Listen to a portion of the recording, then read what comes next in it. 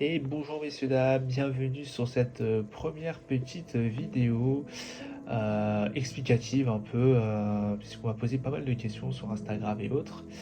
Voilà, sur ce qui est en règle générale la balade, le malamute, qu'est-ce qu'il faut faire, qu'est-ce qu'il faut pas faire, voilà, c'est quelques petites explications que j'ai vu aussi traîner sur les forums et autres que beaucoup de personnes, nouveaux adoptants ou pas, se posent sur le malamute. Donc déjà, bon voilà, là je vous présente le petit pépère, voilà, qui va rentrer dans le cadre, voilà, et qui s'appelle Bounty, il a 9 mois maintenant, alors à l'heure actuelle où j'ai fait la vidéo il y a 9 mois, là il devait avoir 8 mois. Non pardon, il va avoir 9 mois, pardon. Il va avoir 9 mois, là il a toujours 8 mois, bon c'est un beau pépère qui fait 33-34 kilos à peu près, ça fait 2 semaines qu'on l'a pas pesé, donc il a dû grossir entre temps, forcément. Donc un beau gros pépère, on pense qu'il va être plus gros que le standard, à mon avis, puisqu'il est même pas arrivé à sa grosse période de croissance. Il n'est pas arrivé à son pic de croissance, pardon. Donc oui, gros pépère. Enfin, on le voit pas là sur la vidéo, mais il a effectivement des énormes pattes. Donc voilà, ça va être un gros malamute. De toute façon, on l'aime, enfin, ça m'aurait pas déplu qu'il soit plus petit ou plus grand. De toute façon, on l'adore, c'est notre petit Bouboune à nous. Alors, Bouboune, il a eu, quand on l'a été le chercher, il a eu un petit problème de digestion. Donc, c'est pour ça que la première parenthèse que je vais faire, ça va être les croquettes. Et le choix d'élevage. Alors, sur l'élevage, je pense que je ferai une vidéo plus tard là-dessus. Et voilà, on va parler en premier lieu des croquettes. Alors, on m'a posé la question, on pose souvent la question, voilà, qu'est-ce que je dois prendre comme croquette? Est-ce que je dois lui servir de la viande fraîche ou pas? Enfin, c'est plein de questions que vous vous posez concernant la nourriture du malamute. Alors, j'ai pas expérimenté, alors je vais être franc avec vous, j'ai pas expérimenté pour l'instant la viande crue. Euh, j'ai été un peu ralenti parce qu'en fait, lui, il a une digestion pour l'instant qui est pas forcément super, je le sais, puisqu'en étant chaud, il a eu une diarrhée très très jeune à cause des croquettes qui étaient à mon avis dégueulasses, qui n'étaient pas faites pour lui. Les croquettes de l'éleveur d'ailleurs. Et en fait, du coup, j'ai dû changer très très vite de croquettes pour lui en donner des meilleures et avec une meilleure digestion. Donc j'ai pris des croquettes à l'agneau, qui est excellent pour la digestion. Oui, je crois que c'est ça. C'est à l'agneau, si je dis pas de bêtises. Donc c'est des croquettes voilà, que j'ai dû changer au fur et à mesure du temps, effectivement, puisque quand ils sont chiots, voilà, il faut absolument faire, comment vous dire, par étapes. C'est-à-dire que la première semaine, vous remplissez 25% de sa gamelle avec les nouvelles croquettes et 75% avec les anciennes. Et ainsi de suite. La deuxième semaine, c'est 50-50 et la troisième, 25 des anciennes et 75 des nouvelles. Et jusqu'à arriver à 100%, ce qui est logique. Donc voilà, ça c'était pour l'aspect gamelle. Oui, il y a d'autres questions aussi qui me disent pourquoi ne pas prendre de la viande crue. De l'une, je n'ai pas expérimenté, et de deux, ça coûte beaucoup plus cher. Enfin, moi je m'en foutrais que ça coûte plus cher, mais faire attention aussi au niveau budget, ça coûte beaucoup plus cher. Et aussi, question vermifuge, ça coûte aussi une blinde. Effectivement, puisqu'il y a plein de verre à l'intérieur. Donc voilà, à voir si vous voulez si vous voulez donner de la viande crue. C'est ce que donnaient les Inuits, si je dis pas de bêtises, à leur petit malamute au départ. Ce qui est logique, les croquettes n'existaient pas il y a X temps, hein, surtout au niveau de l'Alaska. Le petit malamute, alors que dire de plus? J'ai pas mal de gens aussi qui s'interrogent sur les promenades. Combien de temps on fait comme promenade? Alors là, lui, il commence à être gros, assez sportif d'ailleurs. J'attends plus que ça d'aller courir avec lui. D'ailleurs, on ne court pas avec un malamute. Je ne crois pas courir avant au moins 1 an et demi, voire 2 ans. Donc on a encore le temps. Euh, donc lui, il commence à être assez sportif. Voilà, il va chercher, il va gambader à droite à gauche. Voilà, il a envie de se dépenser. Nous, on table à peu près sur 45 minutes de balade, voire 1 heure. Pas par jour, mais par balade. Et on fait à peu près deux fois de balade, deux balades par jour. Alors, si on lui fait moins, de toute façon, c'est impossible. Parce que là franchement, il va vous retourner à la maison. C'est logique, parce qu'il a besoin de ça pour se dépenser. Donc faites pas en fonction d'un tableau si vous voulez, parce que j'ai vu plein de tableaux Excel qui passaient, voilà, tant d'heures de balade, voilà, pour ce chien-là, pour cet âge-là, il faut par exemple 25 minutes de balade, voilà, pour cet âge-là, pour 3 mois par exemple, il faut 30 minutes. C'est des tableaux en fait, ok d'accord, pourquoi pas, mais ça vous donne une idée, un ordre d'idée, mais c'est pas ça qui va déterminer le nombre de temps de balade que vous allez faire, hein. C'est le chien, voilà. Si le chien est trop actif dans la maison, c'est qu'il n'a pas été promené.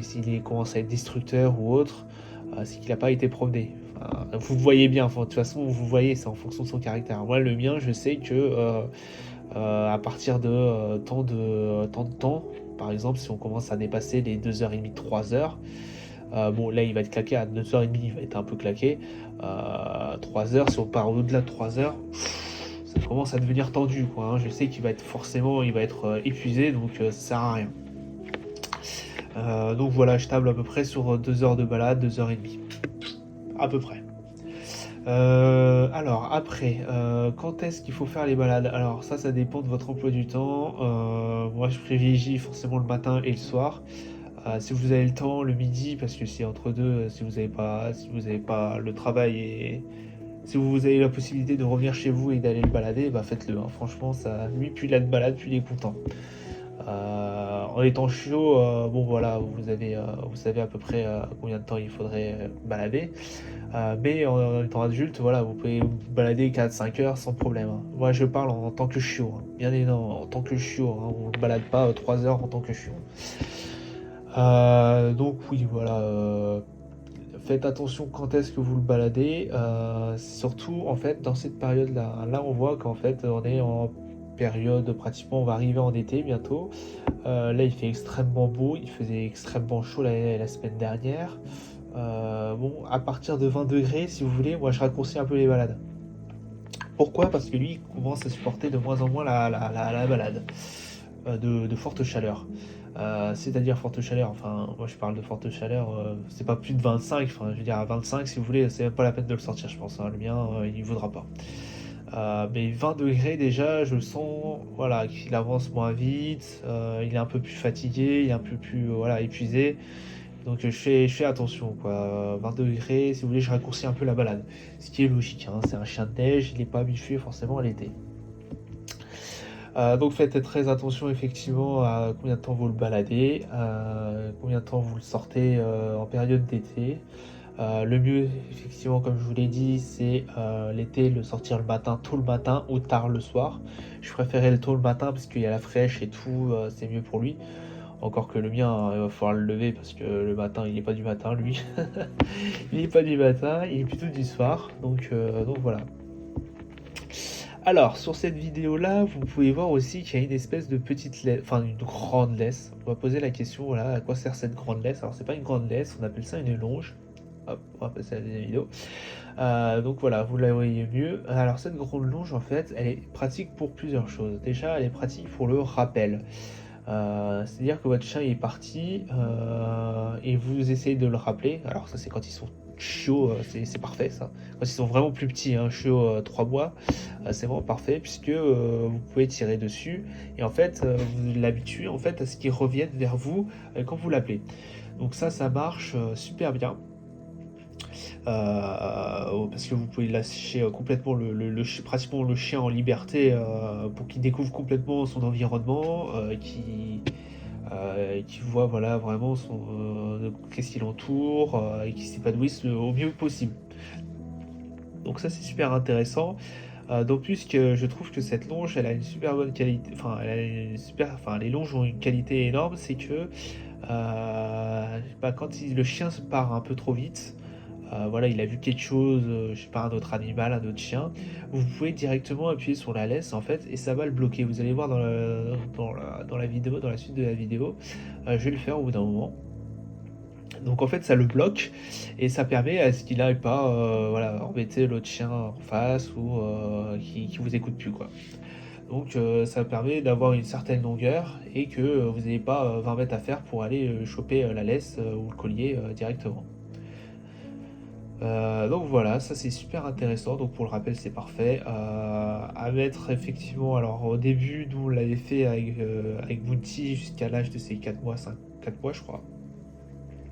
Il répondait super bien au rappel et bien évidemment il s'est passé ce qui s'est passé. À partir de 5, ouais, 6, 7 mois peut-être. À partir de 7 mois, il a commencé à appuyer le bouton je faisais écouter. Pourquoi? Parce que l'adolescence arrive à grands pas. Et alors là, pour le malamute, l'adolescente, vous pouvez toujours aller vous frotter pour qu'il vous réponde, hein, pour qu'il revienne en laisse, pour qu'il revienne déjà, c'est pratiquement, c'est chaud patate. Donc voilà, le petit pépère qui se balade. Hop, là vous allez voir. Voilà, là je l'ai bloqué. Si vous voulez, il peut plus avancer. Hop, et je le relâche dès que le danger est parti ou dès que j'ai envie qu'il puisse continuer. Mais moi, en bloquant la laisse, des fois il se retourne et je peux directement le rappeler. Il se retourne et je le rappelle directement au pied et voilà. Ou alors je prends la laisse et je la tire vers moi, comme ça l'oblige à revenir vers moi.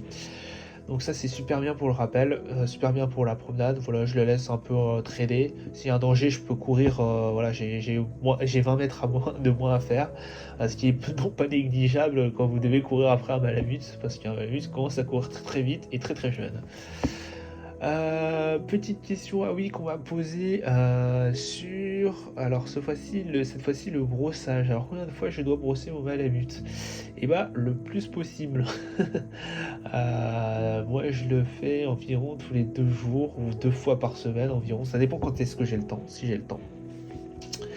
Parce que le pépère a commencé à a perdu ses poils de chiot il y a peu de temps. Et puis là, bah, du coup, bah, on a vu que bah, il allait avoir, enfin, il va commencer à avoir ses premières bues. Donc pour l'instant, on a juste eu la bue de chiot en fait où il a perdu ses poils de chiot et il a eu ses poils d'adulte. Donc voilà, c'était assez rigolo. Donc on a eu plein de poils dans la maison. Euh, C'était un peu chaud pour le ménage, mais bon, on s'y fait. Et du coup, bah, le malamute a 2 bues. Hein, pour ceux qui ne le savent pas, il a 2 bues dans l'année. Donc là, vous allez avoir une grosse période de poils. Alors après, vous focalisez pas sur le fait que j'ai dit qu'il y avait que 2 bues. Hein. Le malamute perd ses poils naturellement tous les jours, en fait, tout le temps. Mais il y a 2 grosses périodes, en fait, où là, il va perdre énormément de poils.